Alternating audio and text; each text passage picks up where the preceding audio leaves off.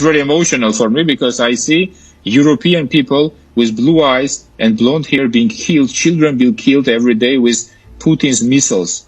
These are not refugees from Syria. These are refugees from neighboring Ukraine. I mean, that, quite frankly, is part of it. These are Christians, they're white, they're very similar to people, I mean, people who live in... But this isn't a place, with all due respect, like Iraq or Afghanistan, that has seen conflict raging for decades. This is a relatively civilized, relatively European, I have to choose those words carefully too.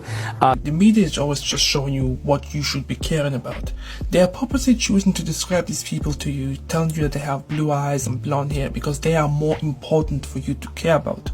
While Russia is invading Ukraine, I believe the US has bombed Somalia and there's an invasion going on in Yemen. But you don't hear about it because they're telling you people who are brown and black, they don't matter right now. Because they're always in warfare. There are always people dying in these places. So we shouldn't really care too much. But Ukraine though, Ukraine has white people who are likely Christian. You should care about them because they are like you. Listen, when I tell you guys that we don't have allies, we don't have allies.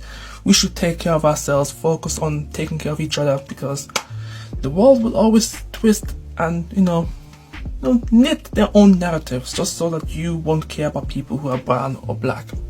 In this relation, there's another key word that they're using, civilized. They're trying to imply that the people in Ukraine are civilized. They use iPhones, they use Netflix, so they're more important than those uncivilized people in Somalia and Yemen. Listen, words have power. Words have power. The way we use our words is the way we can change people's perspective and things. So these people know what they're doing. We may not be fighting a so-called race war, but let me tell you, physically anyways, but we're fighting them in terms of information, in terms of technology, in terms of perception. There's a war going on all sides. And yeah, it's kind of, I'm not surprised. I've never been surprised. I always knew that any chance that they have to destroy us, they're gonna take it.